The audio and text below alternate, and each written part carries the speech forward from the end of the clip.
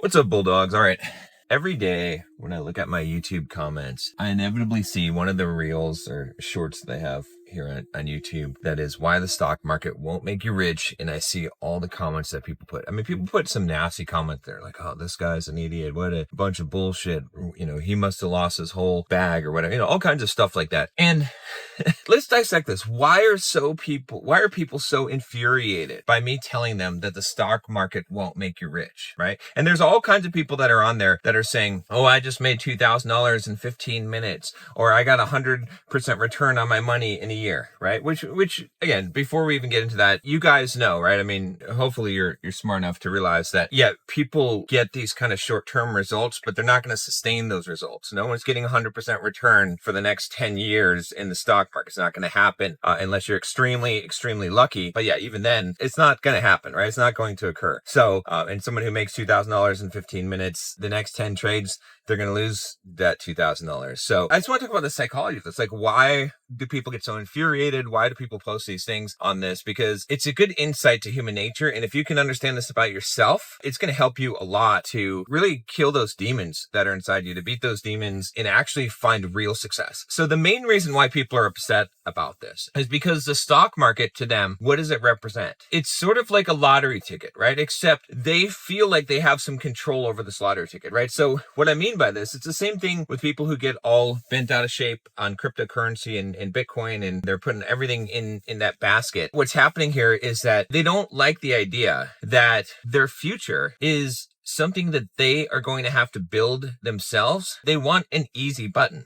And again, I'm not saying that everyone who trades in the stock market is lazy. I mean, obviously, if you want to do well in the stock market, you need to understand stochastics and options and how to trade properly and market timing and indicators and things like, there's some technical underlyings to trading successfully in the stock market. But a majority of people aren't even doing that. But ultimately, what they are looking for is guaranteed success and an easy way out. That's what they want. They want to believe that if they just do this thing, they will have success. And it's just simply not true. When you're looking for an easy way out, anytime that you're trying to go around the obstacle instead of through it, you are heading down a path that is certainly going to lead to your destruction. It is certainly not going to produce the results that you want, right? There's a really good book by Ryan Holiday called The Obstacle is the Way, right? It's based on Marcus Aurelius's meditations, where he's talking about this idea of that the obstacle is the way, that by going through the obstacle, the obstacle becomes the way.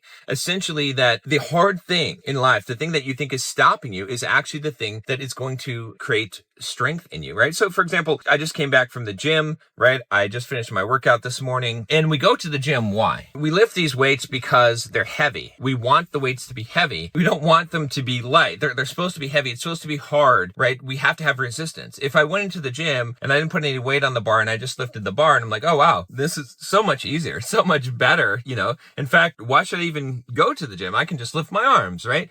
If I didn't have some obstacle, something to push against, some resistance, then what would happen? My muscles wouldn't grow, right? And so when in life you're looking for shortcuts, and it doesn't even have to be shortcuts, it could be long cuts that are easy. I had a friend of mine for a long time. He owned this business and he made good money in this business, but he could have made a lot more money. But what he would do in this business is he would do the trivial tasks, right? So he would ship things, he would sort things, he would do the kind of trivial stuff that he could hire someone for $10 an hour to do. But why did he do that? Because it was his way of being lazy in a sense, right? He would work long hours, 12, 14 hours a day, but at the end of the day, he was actually lazy. There's a way to be lazy while working hard, all right? Maybe that's what the title of this video should be, because it's true. We can be lazy while working hard. That's when, I did this video where I said that showing up is enough, right? You can check out that video. Maybe we'll put a link down below. But the whole idea behind this video was this concept that it's not just showing up, right? It is showing up, but it's showing fully up and putting yourself in a more difficult situation and pushing through that, right? That's what it is, not phoning it in. And so the stock market, to many people, Bitcoin, to many people, it represents phoning it in. It means I can just do this thing that it might even take a long time. Compounding, right? People say, oh, Warren Buffett, blah, blah, blah, right? It might even take a long time. But what's really happening there is that you're being weak. You're giving in to the temptation, right? You're either trying to get money quickly without without a lot of work, and that's what almost everyone's searching for, or you're trying to get it easily without a lot of work and spending a lot of time, or you're trying to do a lot of work, but not the hard work, not the actual work that requires you to take on risk, that requires you to use your brain to make decisions, to possibly fail. Because if I can just do something, just like my friend I was telling you about, if he can just sort some stuff, if he can just ship some things, right? There's no risk in that. It will work every time. It's not going to make him a lot of money, but it's going to keep him where he's at.